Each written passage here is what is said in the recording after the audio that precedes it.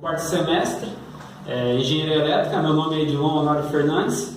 Nós estamos aqui para explicar a situação 4 da atividade de trabalho sobre eletricidade e estática. Meu nome é Afonso Victor Dagnoni, estou no quarto semestre de Engenharia Elétrica da Faculdade de Anhanguera. Meu nome é Anderson Pris e estou cursando o quarto semestre de Engenharia Mecânica. Meu nome é Pablo Miguel Florencio, estou cursando o quarto semestre de Engenharia Mecânica também. Sou Robson, da Engenharia Mecânica.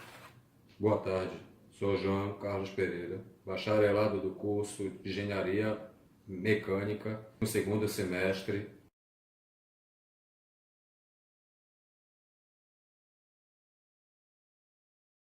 Apenas para introduzir sobre o tema do trabalho, que é eletricidade estática.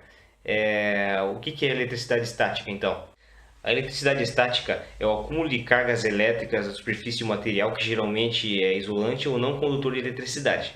Para a gente entender um pouco melhor como funciona esse negócio, a gente tem que partir para os princípios de que todo objeto físico são composto por átomos, né? Daí dentro dos átomos nós temos os prótons, os elétrons, os nêutrons.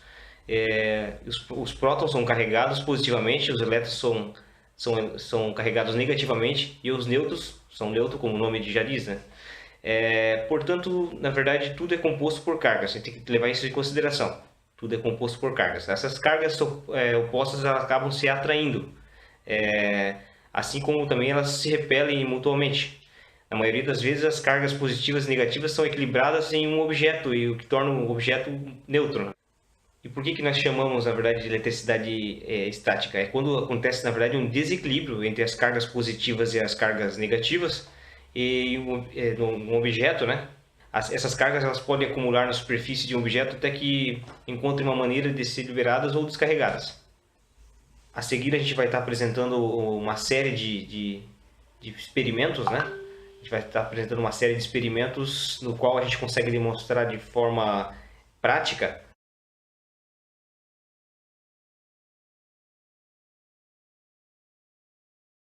Nós iremos falar um pouco sobre eletrização por atrito e vamos mostrar um experimento. A forma mais simples de eletrizar um corpo é atritá-lo com um material de composição diferente, gerada fricção. Elétrons irão abandonar um dos corpos, aquele que perder elétrons ficará carregado positivamente. Já aquele que ganhar as cargas negativas ficará carregado negativamente.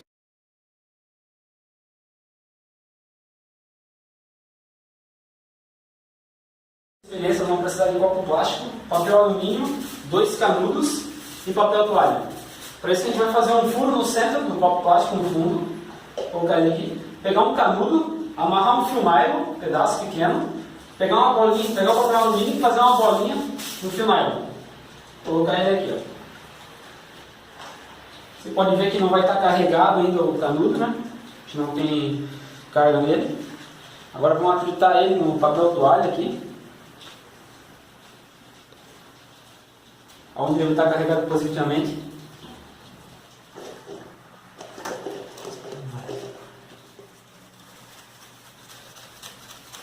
Vamos ver se ele carregou.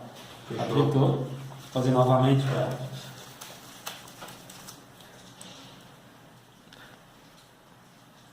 Fechou?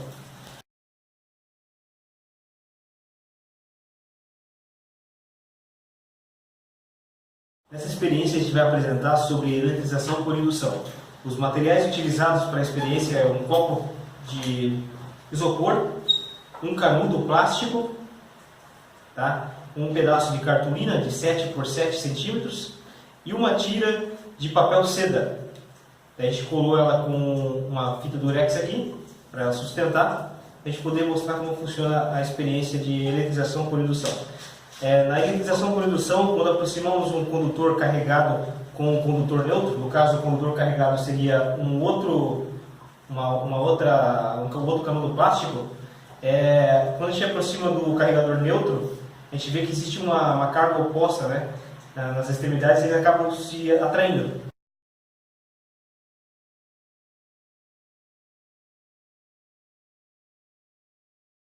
Então a gente vai demonstrar aqui como funciona para carregar primeiramente, né? Vou fazer a carga aqui dele.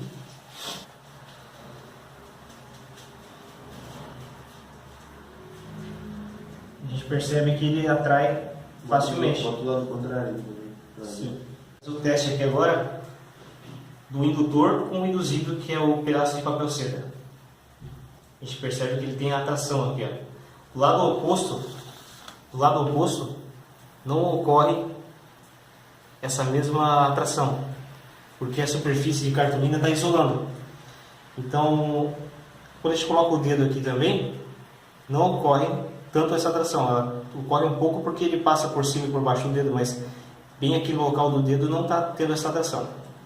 Olha a diferença.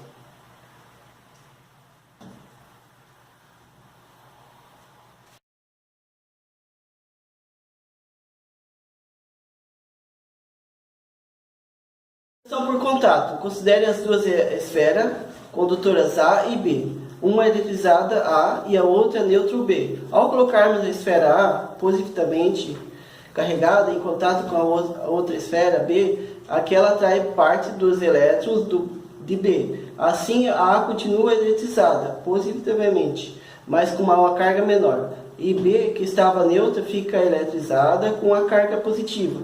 Essa é a maneira mais simples de se eletrizar um corpo quando os dois corpos são encostados ou ligados por fios.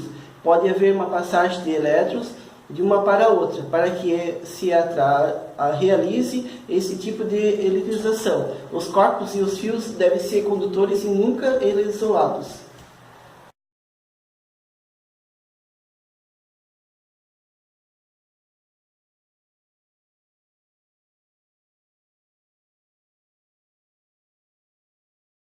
Vamos fazer um experimento do exercício. Temos aqui um canudo, né? Temos os corpos, a gente tem pedaços de papel. Vamos eletrizar o canudo, ou com o cabelo lá. E ao aproximar dos... Aí. E para essa experiência foi utilizado um canudo plástico, uns pedaços de papel higiênico. É isso.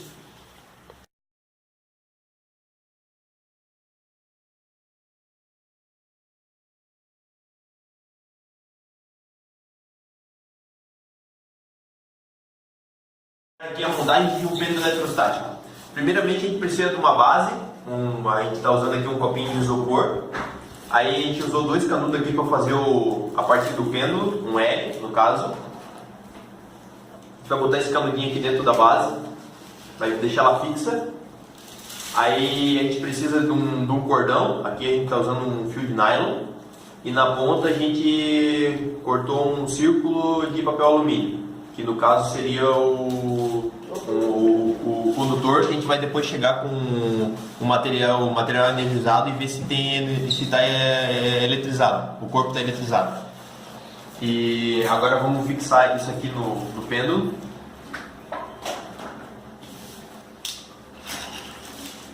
Para fixar a gente está usando uma fita adesiva, durex.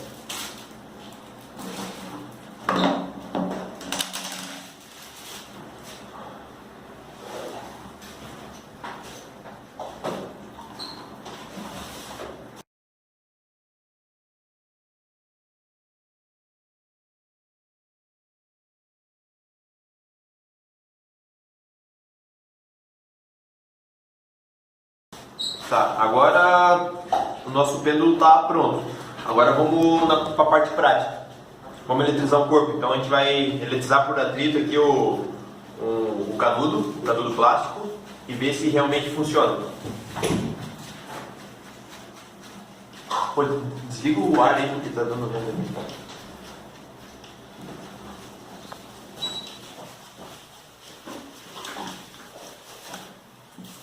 Ó, estamos constatando aqui que realmente o pêndulo funciona.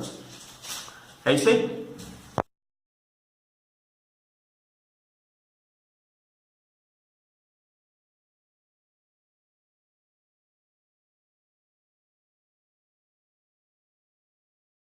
Bobina Tesla. Há várias maneiras de construir uma bobina de Tesla.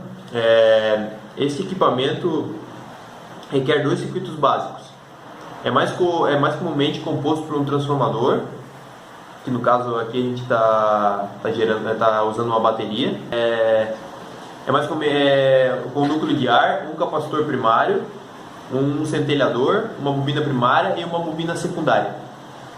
O funcionamento se dá da seguinte maneira: o transformador carrega o capacitor e aumenta a tensão de rede, que é transferida para um centelhador que descarrega sobre a bobina primária e uma bobina secundária. O funcionamento se dá da seguinte maneira: o transformador carrega o capacitor e aumenta a tensão da rede, que é transferida para um centelhador que descarrega sobre a bobina primária. Esta bobina é montada próxima à base da bobina secundária, que é ligada à terra. Os dois circuitos precisam ser ajustados para ressonar na mesma frequência. Aos poucos, a energia que está oscilando com baixa tensão e alta corrente na bobina primária é transferida à bobina secundária, que apresenta oscilação de baixa corrente e alta tensão. Quando a energia se extingue no circuito primário, a sua oscilação, que está apenas no segundo circuito, alimenta a faísca e corrente de alta frequência. Essa combinação de alta frequência e alta tensão pode gerar um campo elétrico capaz de ionizar o ar, se propagar como faíscas. Nesse caso, aí gera uma onda eletromagnética que é capaz de acender a lâmpada, que aciona o gás que está dentro da lâmpada.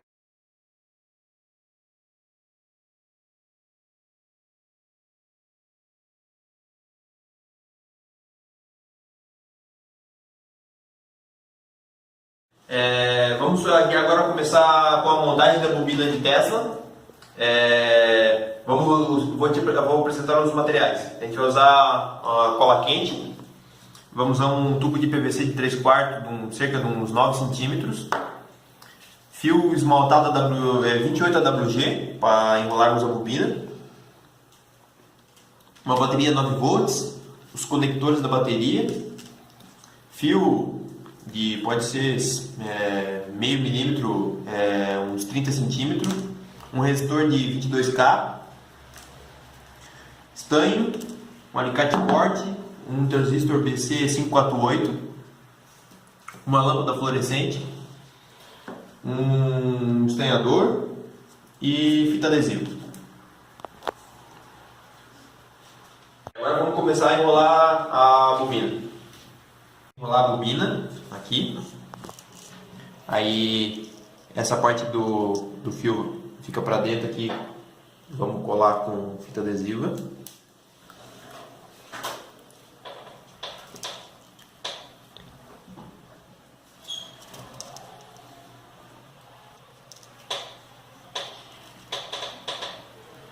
Lembrando que tem que ficar bem junto aqui o fio. Depois tem que ir aproximando aqui para ficar bem junto.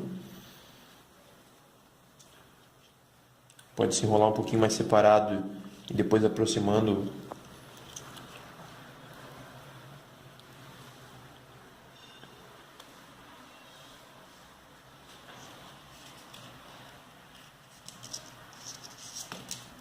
Nossa bobina, nós estava enrolando, dá um trabalhinho. Agora vamos finalizar ela aqui. Aí para finalizar também deixa uma pontinha sobrando aqui, porque a gente vai precisar estanhar ela depois.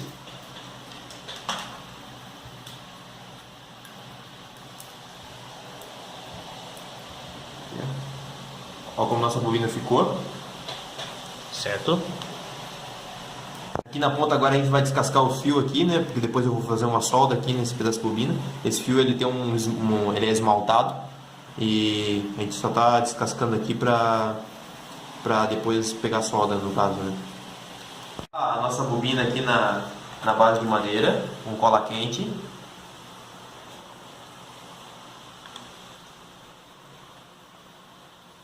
Vou colocar aqui no canto aqui.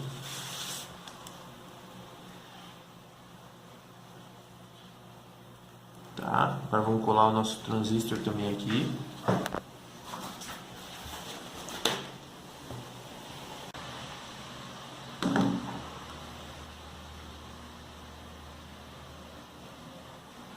O nosso transistor colado também. Agora a gente vai colar o nosso fio de uns 30 centímetros. A gente vai colar aqui.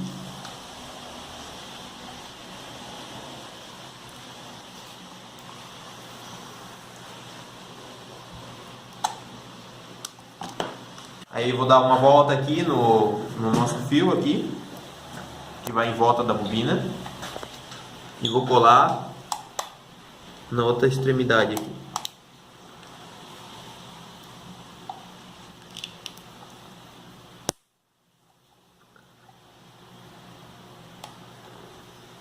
Aí.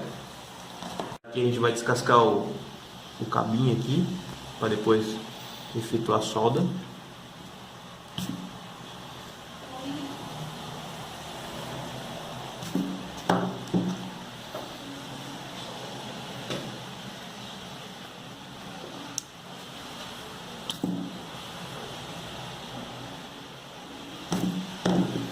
Aí, beleza.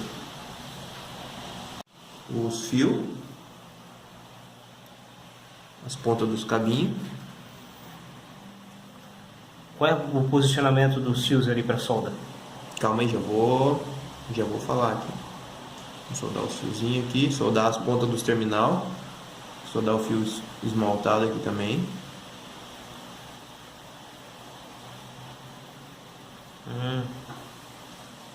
Soldar as perninhas dos transistores. Para que tá fazendo isso? Para dar... É para o ferro, para a solda pegar, né? Agora o resistor. Tá ali preparando. Tá, agora a gente vai soldar o resistor no fio esmaltado.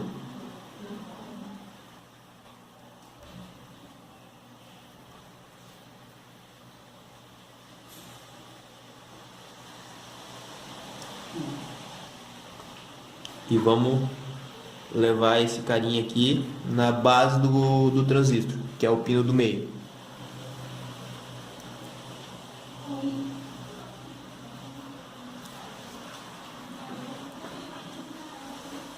Fica segurando o resistor pra mim, senão ele vai soltar. Vai esquentar um pouquinho, tá? Se tiver doendo a mão, eu solto.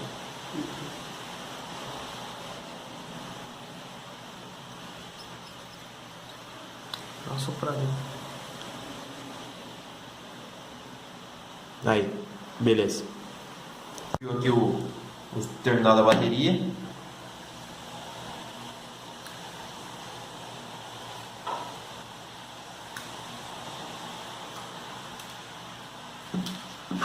Aqui. Soldar descascar o negativo da bateria também, para deixar pronto.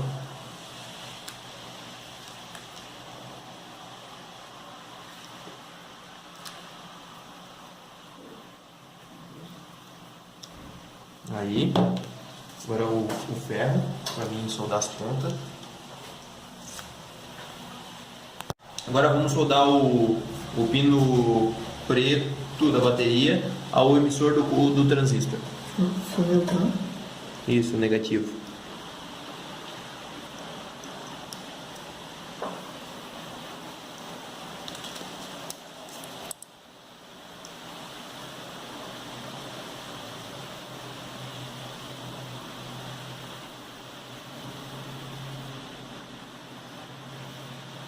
Isso, beleza, tá pronto. Essa base para poder ligar o circuito.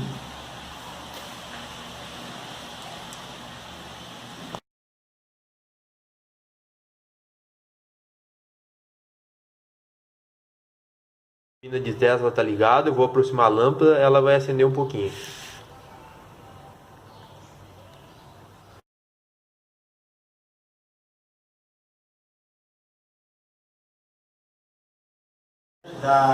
Com o princípio do Faraday, né, que é a famosa gaiola de Faraday, explicando o esquema de eletromagnetismo, tá? E para isso a gente vai utilizar, na verdade, o celular e o papel alumínio para que a gente consiga demonstrar esse experimento, certo?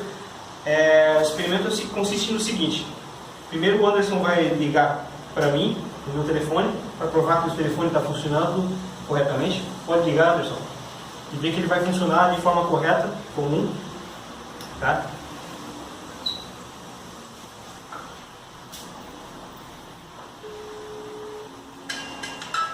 Está funcionando normalmente, tá? A rede está funcionando, o sinal, ok. Bem, daí agora a gente vai fazer a segunda parte do experimento, que é envolver o celular com papel alumínio totalmente, tá? Para não ter nenhuma fresta. E o Anderson vai fazer novamente a ligação para o meu celular, depois disso, para verificar se existe algum tipo de bloqueio ou não na rede. Tá? Vou envolver aqui.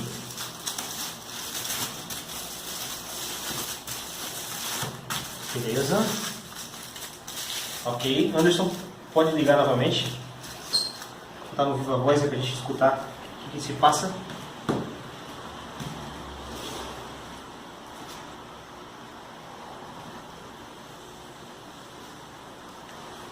Por enquanto não está tocando.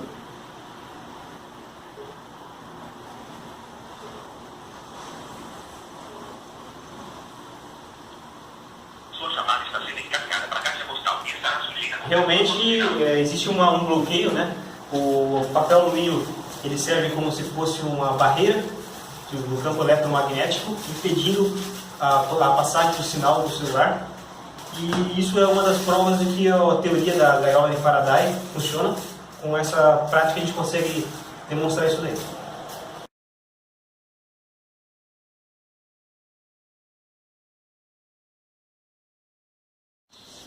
Essa é uma placa eletrônica convencional.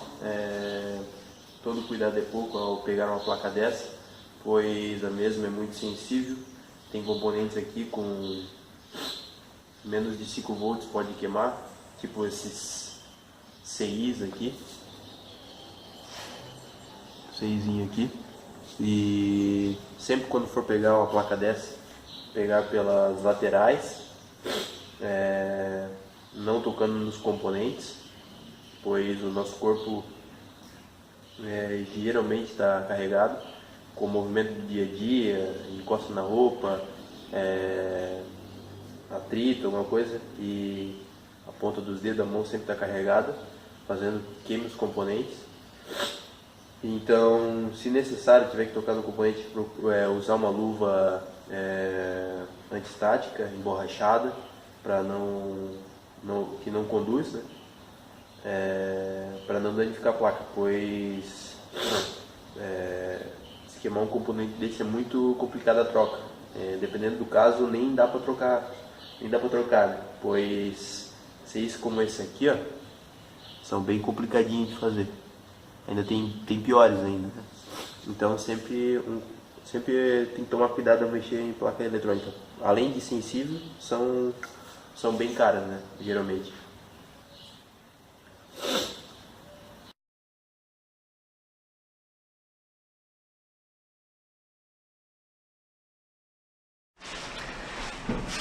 Vou falar um pouquinho sobre os para-raios, tá? Os para-raios, na verdade, eles foram inventados para que ele consiga captar a descarga elétrica que o raio produz e dissipe isso, levando até o solo, não causando nenhum problema, na verdade, de toda a parte elétrica do prédio e todo o condomínio, né? O que são, na verdade, esse para-raio? São hastes que são colocadas nesse sentido verticais em todo o redor da altura do prédio, e também algumas hastes em sentido vertical que vão de cima do prédio até embaixo para dissipar a eletricidade, a descarga elétrica, né? Que é normalmente proferida pelos raios. Existem 3 tipos de para-raio, mas normalmente o mais utilizado é a gaiola de Faraday, pela questão de custo-benefício e pela eficiência.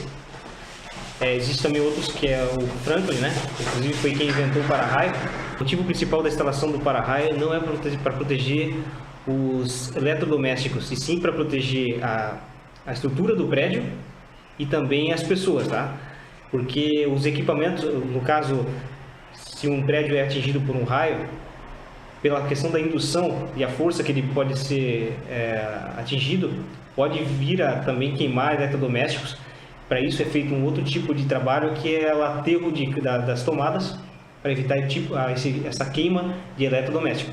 Mas o motivo principal, na verdade, volto a dizer, é a questão da proteção do prédio em si, porque um raio pode causar quebrar uma parede, pode estourar e pode matar uma pessoa. Então são esses 2 motivos, para proteger o prédio e para proteger as pessoas especificamente. Existe também outro tipo de para-raio, que é o radioativo. A fabricação e comercialização está proibida desde 1989. Prédios muito antigos que ainda tem esse tipo de equipamento devem retirar porque não tem mais autorização de utilização pelo problema de falta de segurança. Ele pode gerar contaminação se estiver sendo manuseado de forma indevida. Então acabou sendo descartado, descontinuado da utilização. Hoje nós temos dois modelos principais, que são a gaiola de Faraday e o Franklin, que é o segundo, acaba não sendo muito utilizado pela questão de valores também.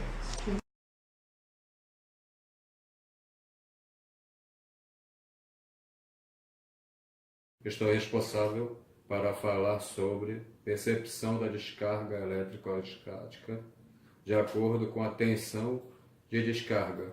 Essa é a fórmula básica. A diferença de potencial é o produto da constante e de elétrica do ambiente pela quantidade de carga elétrica acumulada e é inversamente proporcional à distância.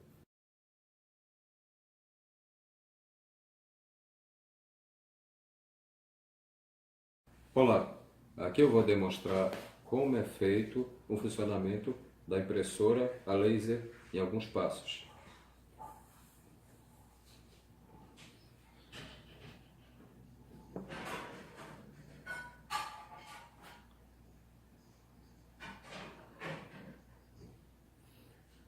No primeiro, veja como ocorre o tracionamento do papel. No segundo, o cilindro de carga primário é carregado negativamente. No terceiro, acontece a varredura de laser no cilindro. No quarto, ocorre a revelação da imagem. No quinto, é feita a transferência da imagem. No sexto, acontece a limpeza do cilindro. E por fim, no sétimo passo, ocorre a fusão da imagem no papel.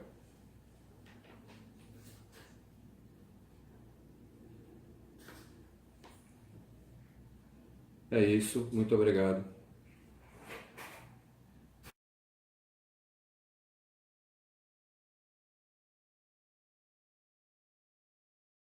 Relação entre ambiente seco e ambiente úmido da eletrostática. Nos ambientes secos, a maior prosperidade da eletrostática, tendo em vista que essa espécie de ambiente propicia uma maior facilidade da acumulação de cargas elétricas em sentidos opostos. Já aqueles ambientes onde se caracterizam pela umidade são ambientes que não criam uma situação propícia ao surgimento e acumulação de cargas elétricas em sentidos opostos, fazendo com que o fenômeno da eletrostática tenha uma intensidade bem inferior à que ocorre em ambientes secos. É importante também acrescentar que nos ambientes secos há uma intensidade eletrostática mais efetiva, tendo em vista que há uma menor resistência do ar, fazendo com que haja uma maior acumulação, uma maior organização das cargas elétricas, contrariamente ao que ocorre em ambientes úmidos.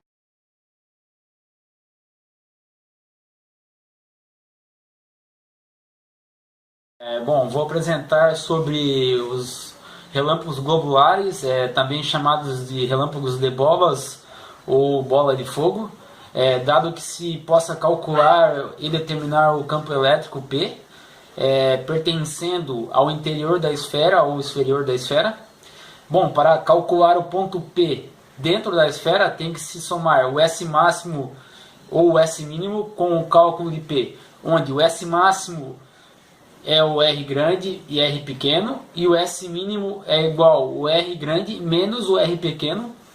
Então se aplica esse conceito dentro do campo elétrico até chegar à conclusão que o campo é nulo. Já para calcular o ponto P fora da esfera, o S mínimo é o R pequeno menos o R grande. O S máximo é o R pequeno mais o R grande.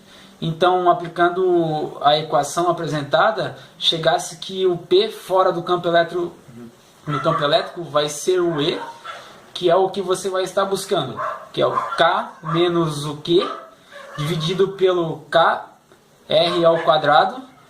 Então, desta forma é possível calcular o P fora do campo elétrico.